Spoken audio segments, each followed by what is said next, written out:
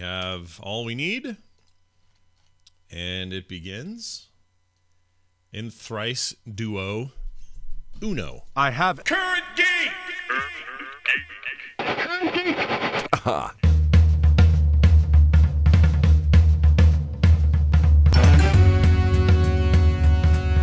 Hello, friends and listeners, and welcome back to Current Geek, the talk show about items of interest to the geeks of the world and you. I'm Scott Johnson. He's Tom Merritt. Hi, Tom. I must, for full disclosure, announce that Gavel McLeod is still packed in my new place. Yeah. So this morning's gavel sounds were made by scissors. Just don't run with them, or is that No. that's the phrase, right? Don't run with scissors. Yeah, don't run with scissors. Yeah, that's what my mom always said. Unless you mean it. Yeah. Wait, Tom moved, and so can you blame him? I mean, Gavel McLeod's probably just chilling in a box someplace. You know, he'll show his ugly face at some point. It's fine. I mean, What's the worst that could happen? He got left there, and he gets buried in the yard by a dog or something, and 1,000 years from now, when they dig up our old war-torn, horrible post-apocalyptic nightmare, they find Gavel and they think, what was the story behind this guy? These people believed in justice. But they seem to be terrible at dispensing it. Let's learn more. Anyway, it's good to see you. Good to see everybody out there. Tom is in a new place, and that means a new show. So, ladies and gentlemen, tuck in. It's time for the headlines. Oh, it's time for Scott to screw up the button. And now it's time for the headlines. Herbert Hoover, Secretary of Commerce in 1922, finds infant radio facilitates news gathering, as do many others in high public office. Tom, I am dying to know what's going on today. Well, Scott, let me tell you what our subreddit wants you to hear. Walt Disney CEO Bob Iger told The Hollywood Reporter it's his fault that we're getting all these Star Wars movies at too fast of a pace, one a year. In fact, he thinks that was a mistake. He said they're making decisions about what comes next after Episode 9, and they're going to be more careful about volume and timing. That's interesting. I mean, you can't blame them. They're sitting around going, well, what's working well with the Marvel thing? Well, one of them, Bob and everybody else in this big, expensive conference room, might be that frequency, how often we're putting these out seems to be good. Oh, yeah, we're keeping people's minds on the overarching MCU story. Perhaps Star Wars could use that kind of treatment. I mean, you could understand why they might go that way, right? Oh, yeah. Yeah. Did we get a Marvel movie a year at the beginning, like with the Hulk and Iron Man? No, Iron Man 08 and Hulk 08, I want to say, I mean, I guess those are both the same year, but nobody really knew about this whole MCU thing yet. But I'm trying to think, if you had that in 08, you didn't get Iron Man 2 till 2010. So what came in the middle? What in the 2009 window? I don't know. I don't remember if there was anything. And I've said this before, I think, either on Let's Talk About Star Wars or here, or probably both. There's also no expectations on Marvel, right? You put out a Hulk movie, people are like, oh, a Hulk movie. Yeah. That's interesting. You put out an Iron Man movie, people are like, huh, Iron Man? Yeah. All right. But nobody says, now you're sending too many Marvel movies my way, because there's no expectations and you're not even clued in that it's part of the same universe. Star Wars, the opposite. Huge expectations. Yeah. But also hasn't built up the idea of an extended universe. We didn't go Iron Man 2, Iron Man 3, and every other year have Scarlet Witch, Black Widow. Right. What we did was we had a franchise build up over decades. So the expectations were huge for every single movie, and that carried over to Solo and Rogue One, even if Lucasfilm didn't want it to, even if Bob Iger didn't want it to, if he thought, well, we'll surely make all the monies, and they did. Yeah. I mean, Solo being a box office disappointment is only in the context of other Star Wars movies. That's true. As a regular movie, it did fine. So I think they overreached, they overextended, they got a little greedy. And now they've realized, well, hold on, we have to build up this idea. And the other thing Iger went on to say was they're giving Benioff and Weiss and they're giving Rian Johnson a little more latitude to develop their trilogies that are coming and put them out at a pace that makes them good. And I think that is a huge benefit. In fact, some of the negative reactions, not all, to Last Jedi might be due to the timetable. Rian Johnson might have made some calls that he wouldn't have made if he wasn't on such a time crunch. That's interesting. I didn't think about that. Yeah, but just slow it down. Keep, you're going to make your money. You'll gain, I think, greater respect from the viewing audience if they come in there and see really well-crafted, awesome stuff. It may be you get the worst of the fan base of Star Wars up your butt every time you do anything. That may end up being the case, and that sucks because I don't know how you fix that. But I like this idea. Better late than never, I think, is kind of the way to look at it. Just to give you a little science from the early part of the MCU in terms of the history of it. Iron Man was technically the first in the MCU, May of 2008. We had the Incredible Hulk that same year in June, so a month later. Oh, wow. Though they were not so much presented as being tied to the same universe. I mean, they were. It's Marvel, but there wasn't a lot of efforts to try to tie them together. There was a post-credits scene. That was the kind of the first tip-off that there was something going on. Right, and you end up with William Hurt later, much later in Infinity War Part 1. He's back as the character he played in The Incredible Hulk. And so you have, there's connective tissue, but obviously the actors have changed and all that. But then, so just those two that year. Then you had a complete year of no Marvel. You had nothing in 2009, and then Iron Man 2 in 2010. A whole nother year, and then that year you got Thor, Captain America, First Avenger. The following year, you got just one, Marvel's The Avengers. It wasn't until lately, this year is the most. We had 3 this year. Black Panther, Avengers, Infinity War, and Ant-Man and the Wasp. And that's the first year where they've had... Oh, that's not true. I'm sorry. Guardians 2, Spider-Man Homecoming, because I guess you count that, and Thor Ragnarok in 2017. But also, you didn't have Iron Man with Thor and Black Widow and everyone, and then try to spin them out. I mean, that's the other thing that Star Wars was trying to do. Like a solo movie takes a character you already well know and love and spins him out. Marvel took individual characters and merged them together. Right. And like you said earlier, there's a lot of obscurity to what the Marvel stuff is. Nobody has expectations for these B-level characters that Marvel trudged out because they no longer owned their A-level characters. Fox and Sony had them, so they broke expectations that weren't even there yet. So yeah, this is a tricky thing. I think that this is the right move for them, and I look forward to whatever comes out of that as a result. In the case of the Marvel movies, they've earned what they've done in the MCU, and they need to earn that with the Star Wars stuff. I have no problem with what's out now because it's great. I get to see it. It's good. I like Star Wars, but just take your time. It's not, there's no work all template for all blockbuster filmmaking. Perhaps a new template for Star Wars is needed. I think once they've done episode 9, if they do it in a way that we all feel like, and that's the end of the Skywalker saga, then they can freely try to replicate what Marvel did. Right. Introduce us to new characters in the universe.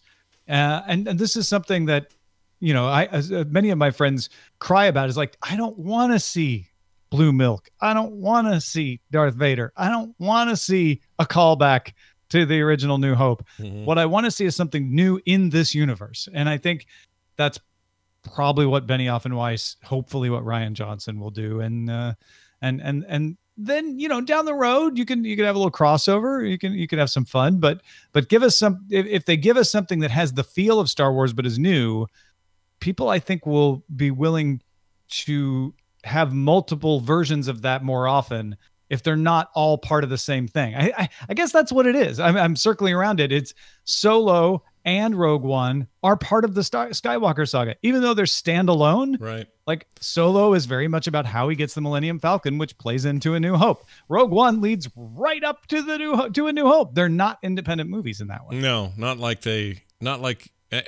they also don't have the comic book legacy of doing that anyway. Like comic books have always been about this. It's like, here we are separate doing separate things. Hey, once in a while we all get together and we do like the Avengers, but then we're back to doing our own things again. Yeah. And we might have a little crossover here and there because we like to see Black Widow hang out with Captain America for a bit, but really they're happening independently of each other, and you're not even supposed to wonder why the Hulk's not there helping or why Captain America doesn't swoop in and save everybody at the end of Guardians 2 or whatever. Like you're supposed to, there's already an expectation as comic book fans, and now the film audience, even if they don't like comic books or aren't into them, now they know what to expect.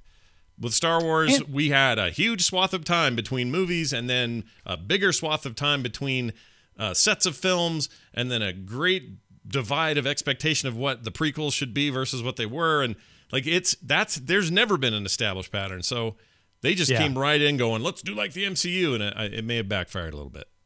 And honestly, I watched Solo on an airplane recently and loved it. And it was all about setting in expectations. I was like, I need to bang away on some stuff on my laptop. So I'll just put Solo on so I have something to watch. And it was great. Yeah. It was really fun. It's a good time. It's not a bad movie. I don't think Rogue One is a bad movie. It's all about the context in which people approached it. I completely agree. So the only other thing I would say to finish up this topic, because we brought Marvel into it, we may as well finish it with a little bit of Marvel thing I want to say. I cannot believe how close we are to running out of what was their giant stage presentation some years ago where they got up and said, here's the MCU plan for the next however many years. And at the time, things like Black Panther and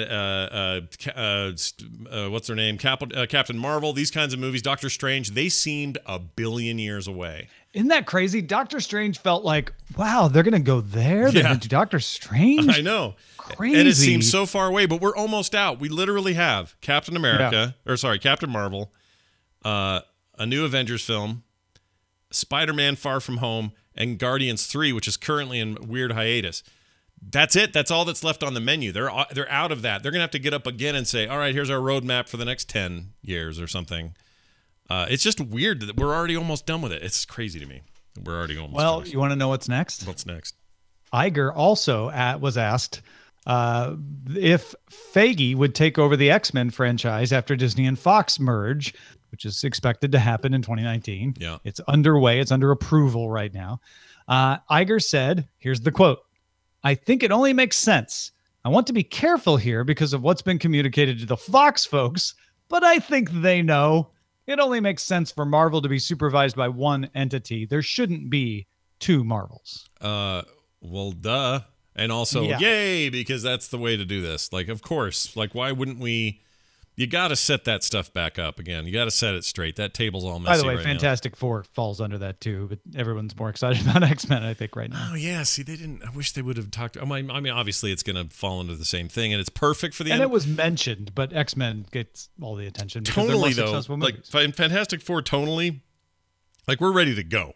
It doesn't need to be edgy. It's a goofy, big Disney time with the Fantastic Four. It always has been, and Disney is in a perfect position, Disney Marvel, that is, to take that back over and try to do that right and insert it into this larger universe. Like, I'm more excited about that than I'm X-Men just because we've just had so much X-Men. But this is a good sign. Of course, that stuff would roll over. It makes perfect sense. And also, why would they try to keep that stuff separate in a production way? Like, that wouldn't make any sense. Of course, they should be doing I agree about X-Men. Yeah. If nothing else, I think Deadpool has shown, like, gosh, it really could work in the MCU. I sometimes look at Fantastic Four, whom I love. Right. I actually liked those early movies, not the most recent reboot so much, but those first couple of movies I had fun with. I see them as their own thing. I don't feel they are four working together, and just four, not a whole series of X-Men. And for some reason that feels harder to fit into the Avengers. It's almost like it's a competing Avengers. Well, in a way, not they that are. You can't have crossovers like that. Absolutely, you absolutely can. Right. But it feels more natural to keep those maybe even in the same universe, but largely separate storylines. Yeah, and even if you cross over, the comics, they're crossed over like crazy. Like there's sorts of back and forth. That's what I mean. But in the movies, I think I agree. It's almost like the Fantastic Four. If there is to be crossover, they almost act like one character in a weird way. They're one character with all these abilities, even though they're all individuals and they all do their own thing. But they kind of, if we ever see an Avengers movie where those guys swoop in and do anything, it's going to have to be almost like the Fantastic Four is a single entity doing an important thing in the movie, and then that's it. Yeah, and honestly, I feel like this could be a Lucasfilm like lesson, which is you've got to build me up with Fantastic Four before you cross them over. Yeah, right. I have to really see 2 or 3 movies where I learn to love the thing that you present to me before I'm ready to, not no disrespect to Michael Chiklis, but somebody new, right? that you give to me, and I'm like, oh, now I want to see the Thing and Hulk meet. Like, what you got to make me love him first before you could do that. That's a fight that everyone loves. It's great in the books, and why not? But also, I think we are. I mean, there'll be another actor to play Hank in terms of voice and body capture, but we'll never have a guy in a foam suit again. It'll never happen. It'll always be CGI from here on out, whether you like it or not, folks. The thing is CGI. Like, Knots in the Twitch chat said someone mentioned the idea of Fantastic Four set in the 60s, and I like that. I love that. I like that too, Knots. Yeah. That could be solved the problem, right? You could still have them cross over, but it would be a time travel thing. It would be a special thing, and it would make sense for them to be in their own universe. That's great. Plus, there's something tonally about that era that is just perfect for those guys, and it's kind of that World of Tomorrow Today kind of Art Nouveau deal. Just that look and feel. Oh. And Captain Marvel's going to kind of blaze that trail. I'm tempted to say Wonder Woman did too, but of course DC, so I guess that doesn't count. Right. But Captain Marvel is going to show us the Marvel take on a time travel movie. I guess we kind of got it with Captain America too, but yeah. Oh, that's true. I forgot. Yeah, his whole origin thing in the first Avenger. But one way or the other, just this acquisition, we've talked about it a ton. You've talked a lot about what the merger actually means. People want to just talk about the entertainment properties, but really it's a lot more than that.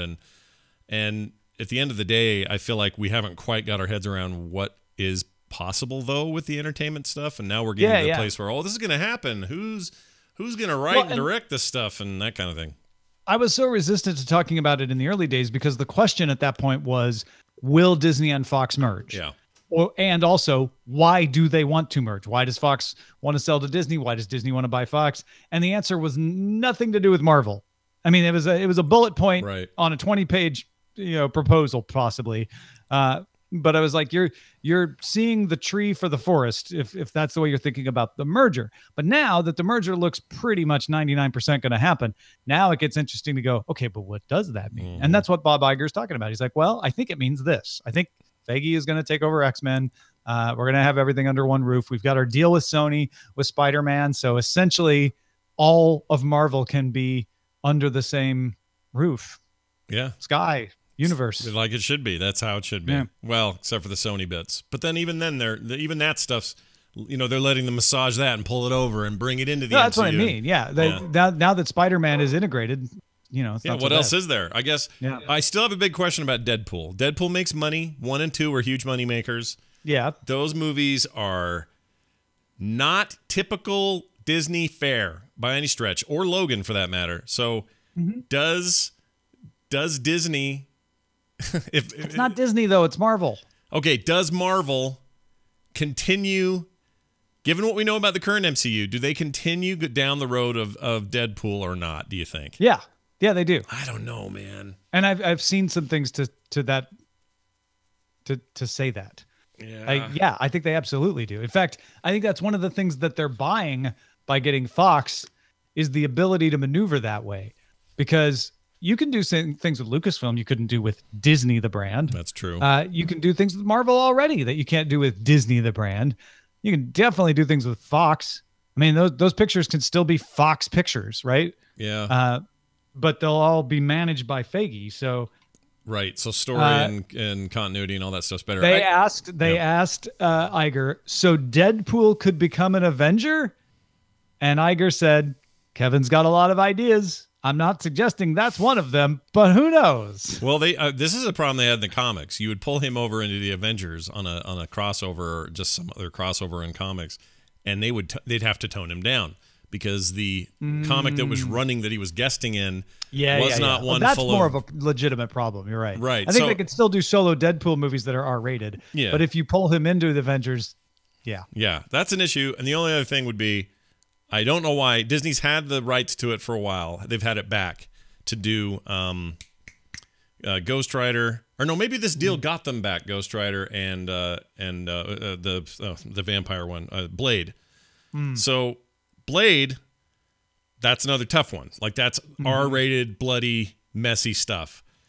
And the fact that they've kind of sat on that for a while, I don't know. We'll see. But this is I'm the closer we get to it, the more excited I get about what's actually possible. So we shall see.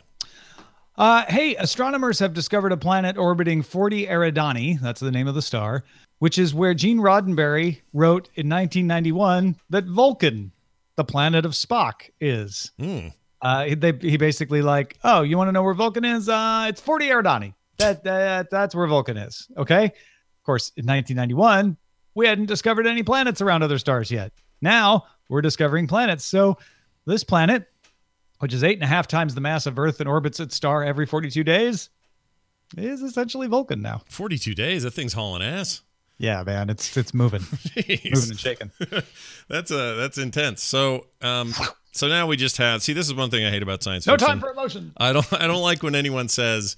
I don't like too close a year, so I don't like it when people say 2042 in their movies. As much as I love Blade Runner 2042, I don't like that it has a year, or the original film had a year, because we eventually get there. And then we go, oh, well, that's a year we know about. And it's true across the board. 2015 for Back to the Future, all these other things. Star Trek was smart to say 23rd century or whatever, 26th, whatever it is, way in the future.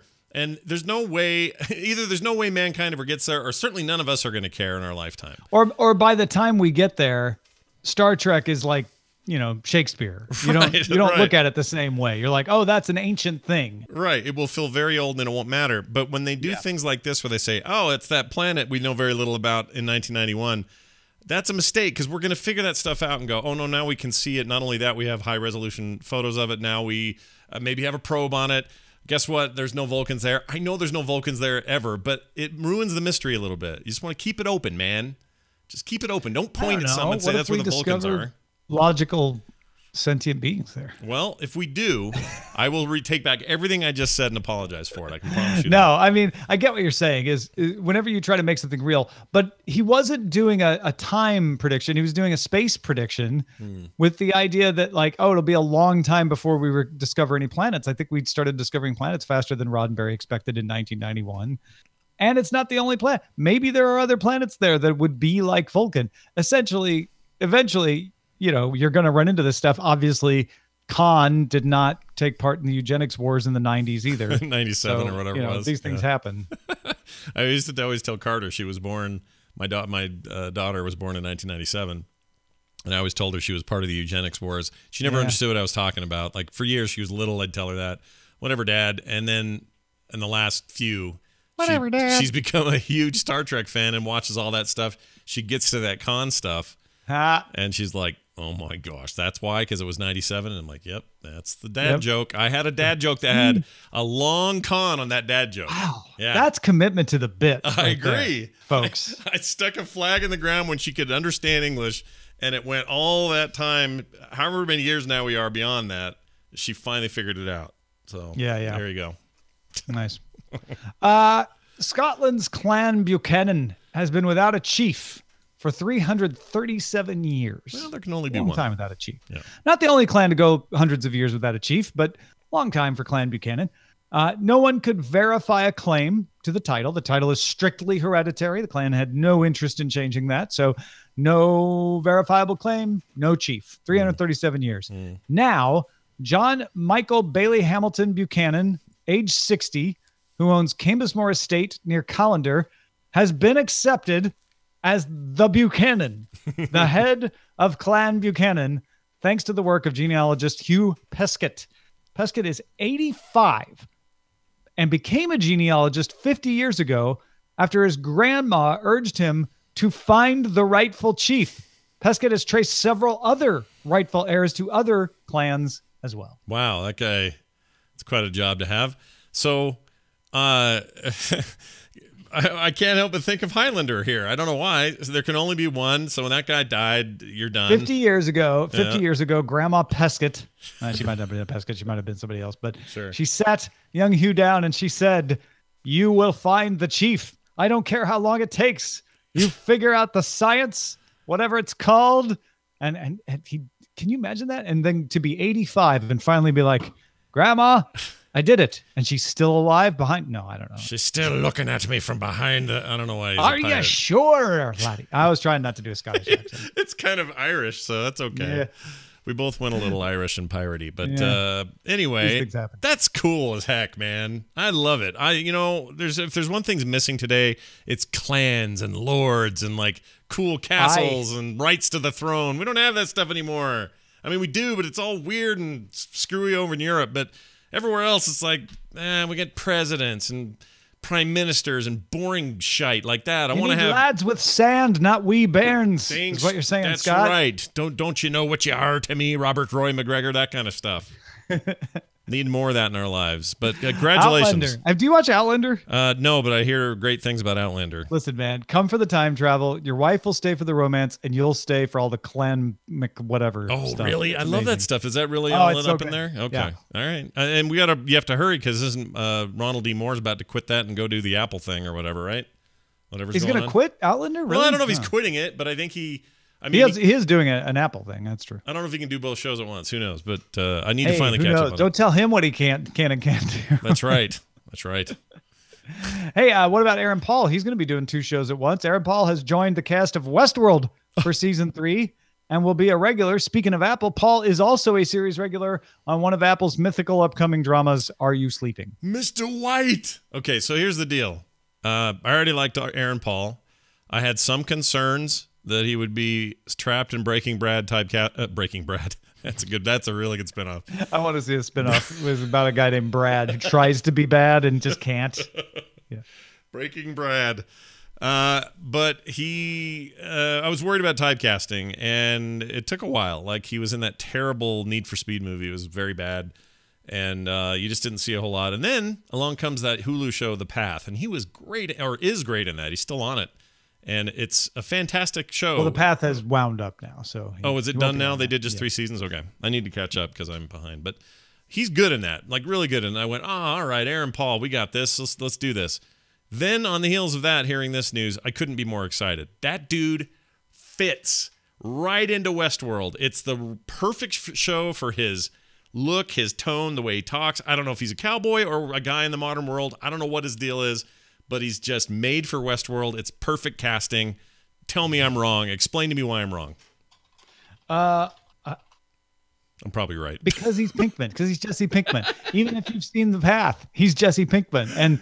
And so, yeah, I guess I'm saying he's kind of typecast to me, but I will have to see what they do with him. I trust that Aaron Paul is a talented enough actor to overcome this, Right. But I can't imagine what Aaron Paul is going to do in Westworld that isn't going to make me think, at least for the first episode, that's Jesse Pinkman. Yeah, I may be What's he doing in Westworld? I'll have probably an easier transition because I did watch The Path and I felt like that helped. That Yeah. broke the. See, I haven't watched that. Yeah, Maybe I should. It kind of broke the spell a little bit, and that worked. I also have no idea where Westworld's going in this next season, so it could make perfect sense. I have to admit, if we're seeing more of the outside the park stuff, yeah, I see a role for Aaron Paul out there as a sophisticated person who does things. you don't see him as a dirty renegade cowboy. No, I think I'd typecast him. You don't want to. You don't want him to be too Pinkman-like.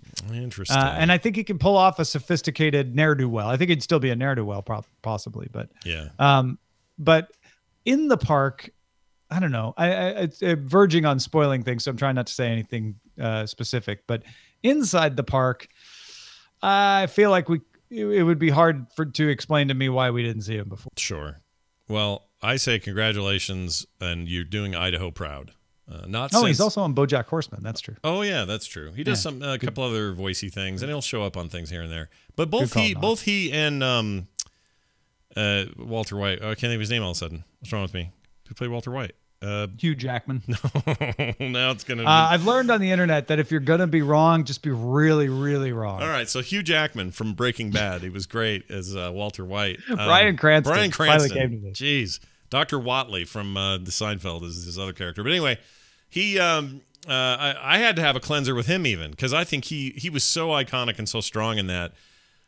He's a great actor, no question, huge range. But it was still hard for me to see him in other roles and not go, oh, it's our guy from Breaking Bad again. Until I saw him do that LBJ thing on HBO, that LBJ movie. Yeah.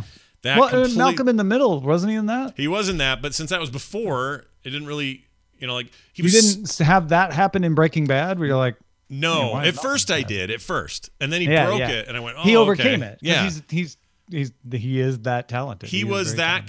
That was the palate cleanser for Malcolm in the Middle and for Dr. Watley on Seinfeld.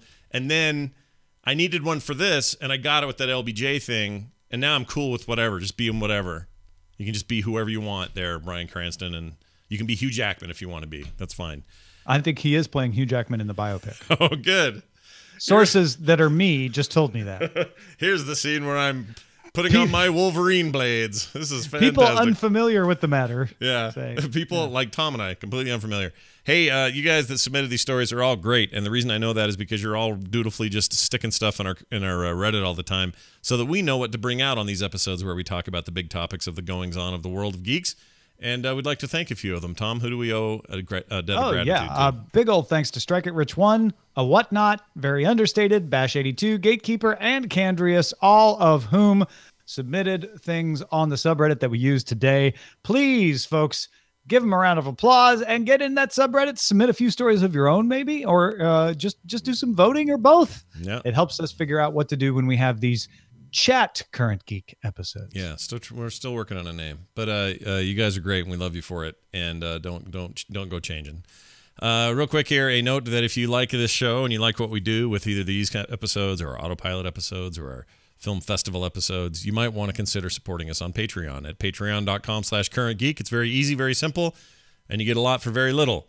All your support is much appreciated. Those who already do, thank you so much from the bottom of our hearts. And for those who haven't, consider it. Check it out at patreon.com/currentgeek. The future promises even more startling things to come.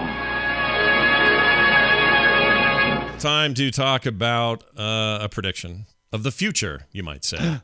Yeah, the future. I know. Scott has just returned from the future, but I'm not the problem. It's my kids. It's your kids, Marty. So here's the deal. I'm usually slow to put these in because Tom always has amazing ones, and I'm always I always feel like his are better than mine. So I kind of wait around for Tom to be the futurist, but because we like to do this and we like to predict the future, I thought, hey, you know what? Scott's going to insert one. We're going to stick one in, and we're going to see if it cooks. And here it is.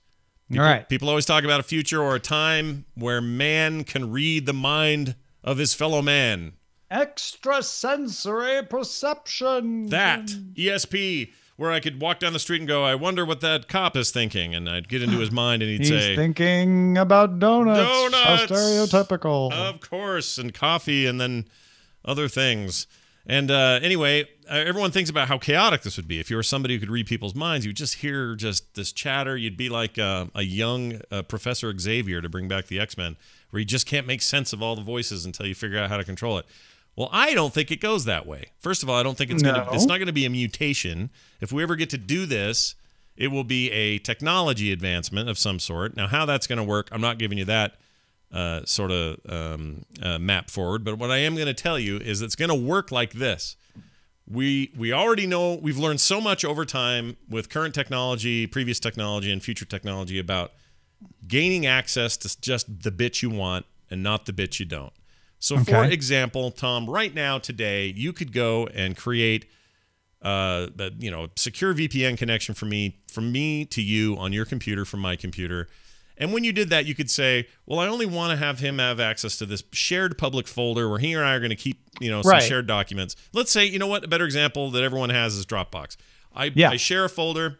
It's got a bunch of stuff in there. I want Tom to have it. I share the folder. I got a whole other stack of folders that A, Tom could care less about, but B, there's no reason to share it with him. But let's say I wanted to keep that away from you. I never have to share those. You never have access to them. Or you have other folders you share with Ibit, maybe, and not me, because they're related to stuff that only you guys need to know. Right. There might even be a third folder where all three of us are in the same place. Right. And it's a thing we already have learned. We already think it's cool. Why wouldn't that thinking go into whenever we get to the point we can read each other's minds? So the way it'll work is you'll be like going in for a job interview, and you will have things about your past that you want the interviewer to know.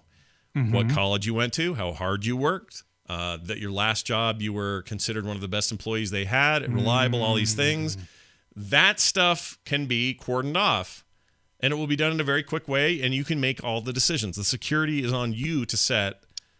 And if you want nobody to read anything, you have that option too. You completely close down the system. But if you want that girl at the bar to know that you think she's attractive and you're not some creeper, then you're comfortable saying, well, this is how I feel, and she can tell what I'm feeling.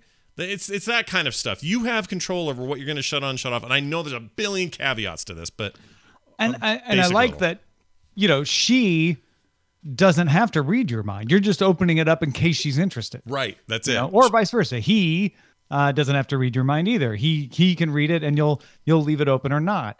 There are so many interesting fallouts from that. Like, big time. Imagine if what we discover is not the ability to read minds, but the ability to broadcast thoughts. Oh, man. So that's kind of what you're suggesting here is it's not about I use my telepathic powers to read Scott's mind. It's about Scott can boost parts of his brain so that anybody can easily hear what he's thinking, which is really interesting. Has all the same strengths and all the same weaknesses as where we have seen the internet come and go. Originally, it was a place to share information. Now it's a place where we are broadcasting information. We are pushing it out there. We are on social media where you can mute me, block me, or hear me. Like, I think we follow that pattern, and it's going to be for both good and ill. Now, here's a question in the rules of this theory. Can you fake your thoughts that you're broadcasting? Or is it basically like, no, it's always going to be real thoughts? Oh, man. See, this is a great question. And because everything hinges on that for me about how this plays out.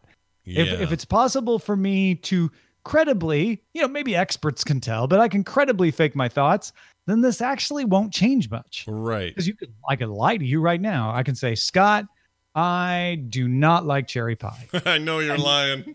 You know I'm lying, but I can, if you don't know, you could maybe think, wow, I didn't know I hated cherry pie. Never been right? more So sure if I of can a lie fake in my my thought, life. it isn't going to change things as much as if I can say like, oh, do you want me to verify? Here, check out my thought. That can't be faked.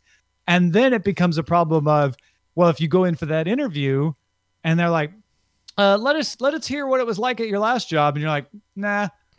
It's like, well, what are you hiding? Why don't you want to do that? Yeah. I mean, there are, like I say, there's a billion catch-22s and weird things, but the reason I like it is, and maybe you just said it best, there's a verification system there that's pretty cool. Yeah. Like, I like the idea that you couldn't fake it. Let's assume you can't, because the whole idea of reading your thoughts is that you're reading the thoughts and not pre-constructed thoughts. So if they're bad thoughts, well, they're genuine bad thoughts. If they're good thoughts, they're genuine good thoughts. If it's a memory that's a little hazy, see, this is the other thing. Let's say you have a hazy memory of an experience you had in junior high where you set something on fire, but you can't remember if you did it or your friend did it.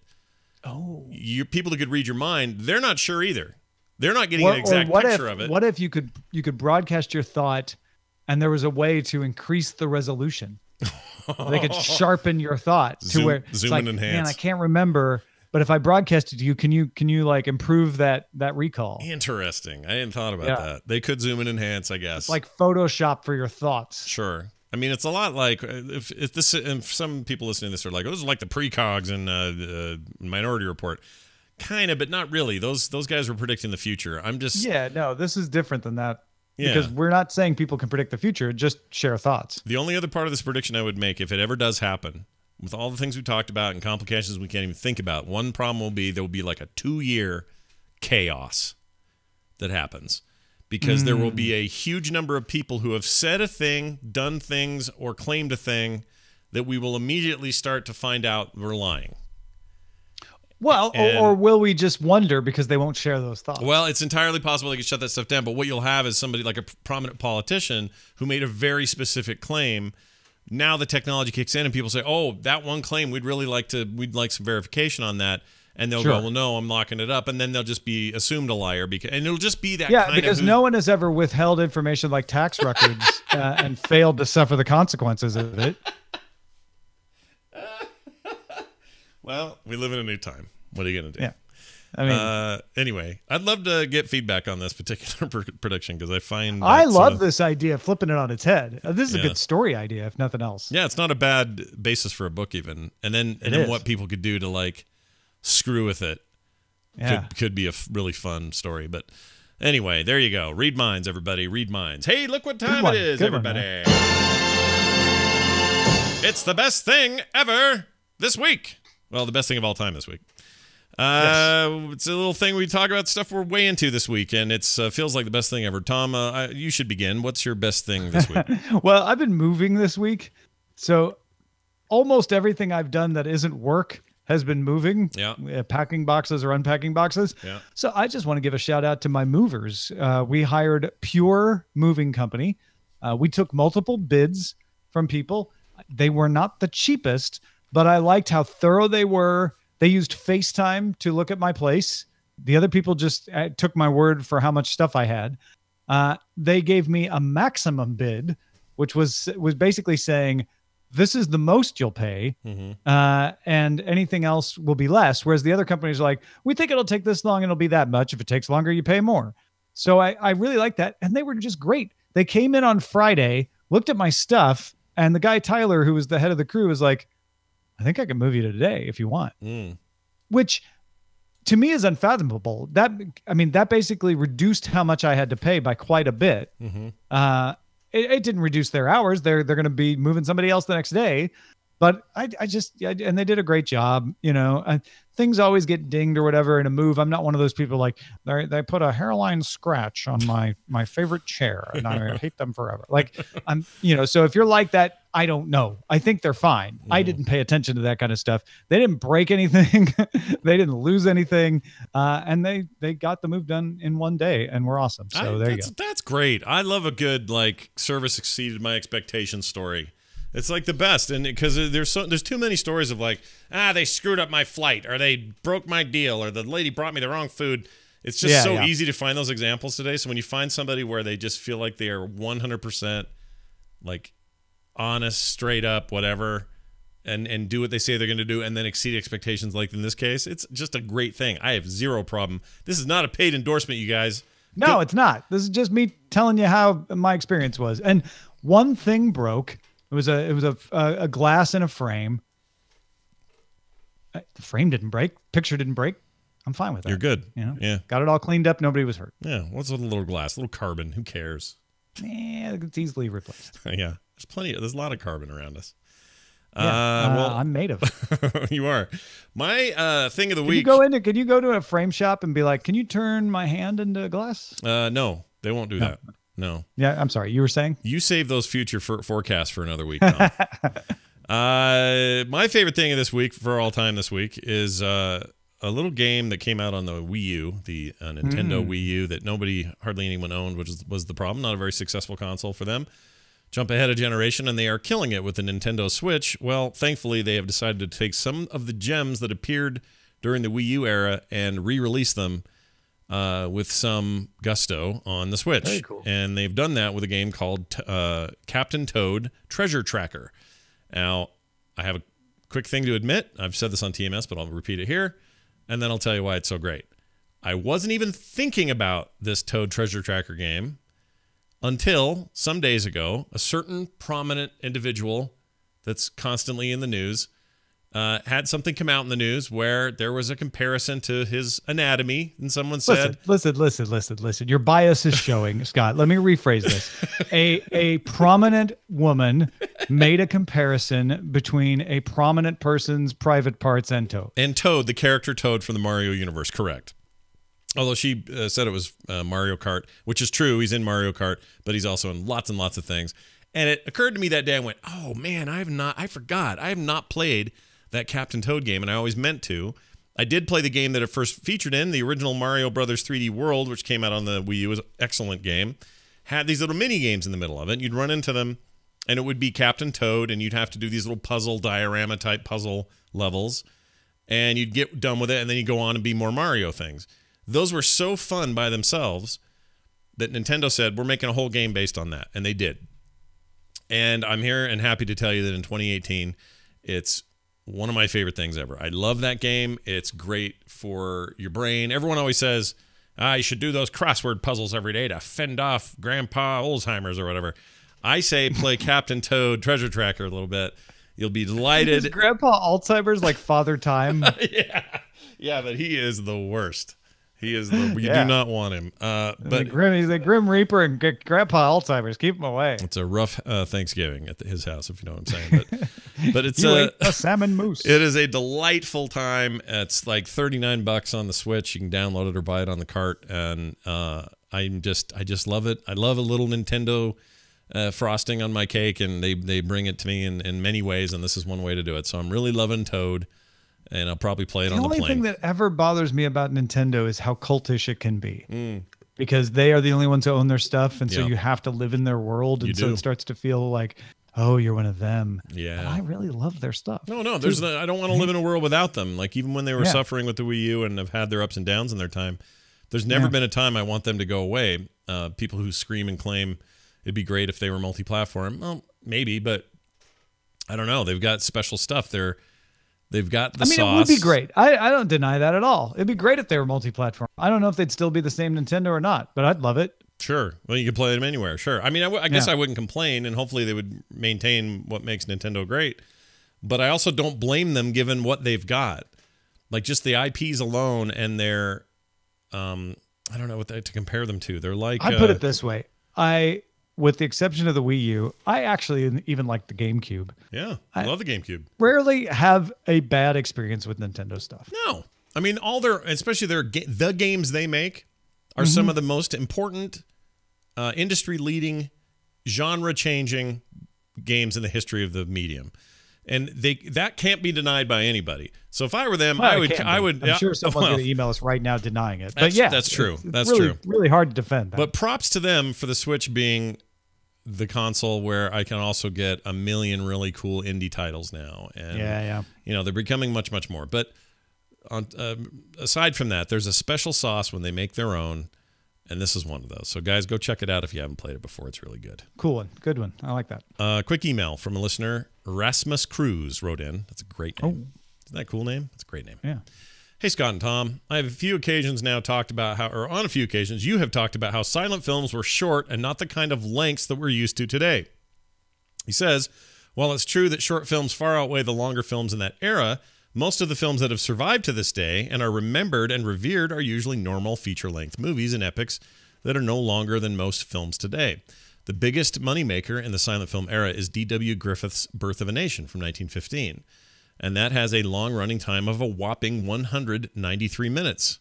In fact, of the 15 highest-grossing American films of the silent era, only 2 films are shorter than 90 minutes. Top 4 have running times of 193, 151, 143, and 145 minutes, respectively.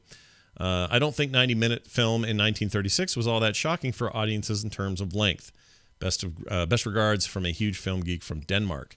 And he sent some referencing link that indeed looks like most of those movies were longer than we thought. I just have this weird assumption in my head that you couldn't sit through a silent film for too long before you'd want to get up and get the hell out of there. And I'm wrong. Well, and this is why I used to make the caveat at the beginning of every episode that we are not film experts. So, Rasmus, you're right. You are right. You've been doing that a lot today, I've noticed. I like that. Today on Twitter, Tom wrote, "You're right." Oh, by the way, this is the best thing. He writes, "You're right," which is, I can tell what you're doing. You're like saying, let's do a thing that no one does on the internet anymore. Yeah. Right? And so I saw it and went, oh, well, this would be fun because I'll just play. And I wrote back and said, screw you. And then I got 3 DMs and 1 public reply asking if Tom and I were fighting. So the internet is dumb. I haven't even seen your tweet yet. Yeah, the internet is dumb. I was busy assembling end tables. Yeah, you're being IKEA man over there. So anyway, that was pretty funny how that worked out.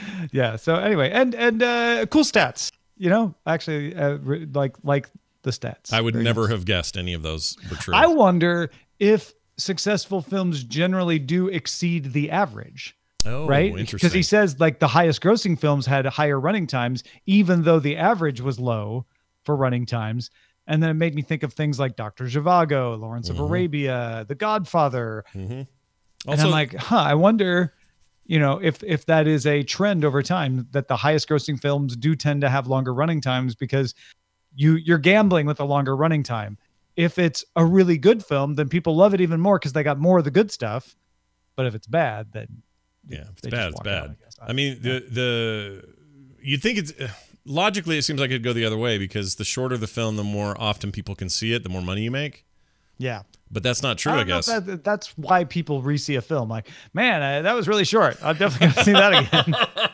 Right. Repeat viewers I'm not thinking of so much, but like just get the theater empty and put another crowd in there or something. But I mean, that's why my assumption is usually wrong because that assumption is wrong. But thank you very much, Rasmus Cruz. Your name is also very cool and you should be like a spy or something. That's pretty rad. Nice. Don't forget to hang around to the end of the show because Legal Geek is back this week. He was in Sweden for a bit, but he's back. And this week he's covering how Activision and Bungie, speaking of video games, are on the cutting edge of U.S. patent law in a conflict over patent infringement and the game Destiny.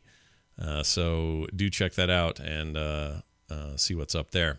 Also, next week, I'll be out of town in Ohio this weekend. If you're around the Ohio area and you go to the convention center down there in Columbus, the Ohio area is a whole state. So Columbus is where I'm going to be.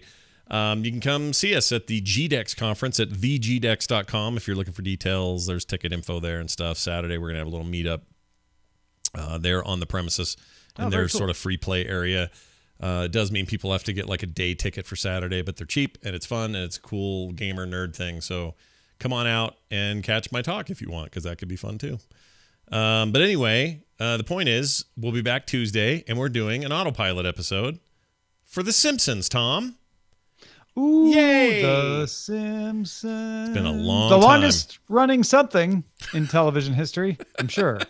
We'll find out what. Yeah, we'll find out what. And also, I've not seen that pilot in I don't know how many years. So I'm very excited about it. We're going to watch that. And it's also an easy one after a long flight. And I won't have a lot of time. So I'm glad we're doing this and not some huge double pilot thing.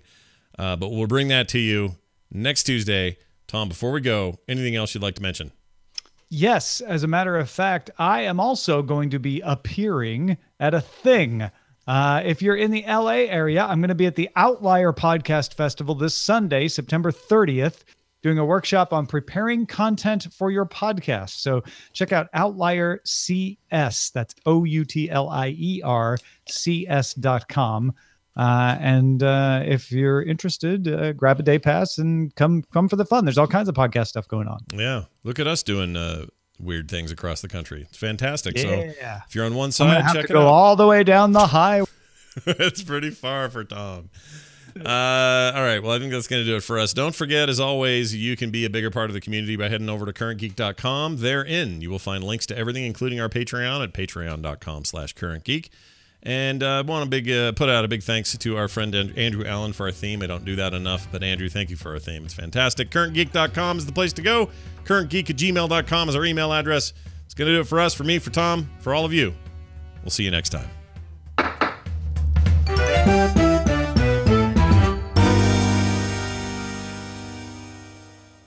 Yeah.